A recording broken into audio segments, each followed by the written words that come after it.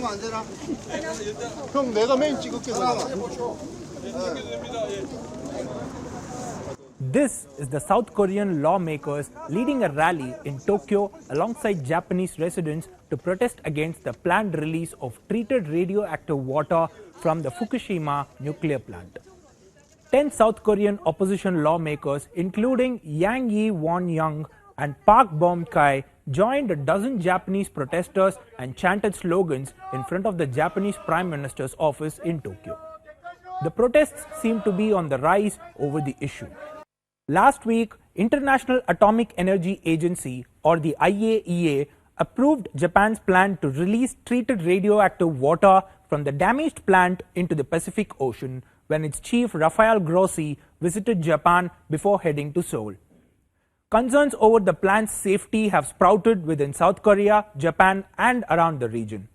This, despite South Korean government saying it respected the IAEA's report and that its own analysis had found the release will not have any meaningful impact on its waters. Radioactive wastewater has been discharged into the Pacific Ocean since the Fukushima Daiichi nuclear disaster triggered by the Tohoku earthquake and tsunami on 11th March 2011. However, the operator of the nuclear plant, Tokyo Electric Power Company, only admitted to the leakage to groundwater in 2013 and said that it has persisted since the disaster happened. Initially, the biggest threat was the leakage of cesium from the nuclear reactors into the Pacific. Over time, groundwater became the main source for leaks. While soil naturally absorbs the cesium in groundwater, strontium and tritium flow more freely through the soil into the ocean. Many of the plan's opponents are concerned about the presence of tritium, a radioactive isotope of hydrogen. It remains in the water even after it has been through the ALPS process. ALPS is designed to remove the radioactive isotopes and ensure the treated liquid meets international safety standards. Tritium is considered relatively harmless because it does not emit enough energy to penetrate human skin.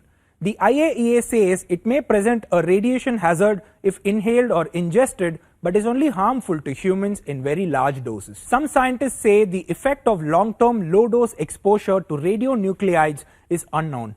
Others say the release plan is safe but call for more transparency in sampling and monitoring of the release. Japan has argued that the treated water will be diluted to well below internationally approved levels of tritium before being released into the Pacific Ocean.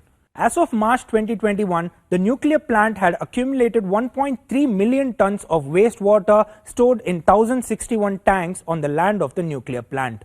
However, it was predicted that the nuclear plant would eventually run out of land for water tanks.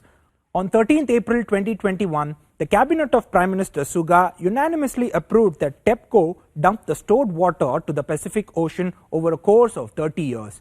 Japan asserted that the dumped water will be treated and diluted to drinkable standards. After a 2-year review, the International Atomic Energy Agency finally said that Japan's plans were consistent with global safety standards and that they would have negligible radiological impact to people and the environment. While the South Korean government has approved the IAEA report, there has been strong reaction from the nation's opposition leaders, China, and other factions. The proposal has encountered fierce resistance from Japan's neighbors and countries in the Pacific region. Fishing industry bodies and civil society groups in Japan have also raised concerns. Amid this, International Atomic Energy Agency's Director General met with South Korea's political opposition party members who expressed strong public concerns over Japan's plan. Protests continue against the proposal and questions have been raised about the IAEA's report.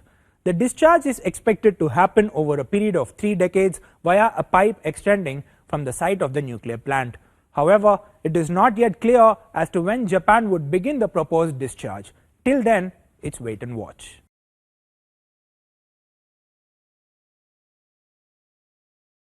Subscribe to the Federal's YouTube page for more news and updates.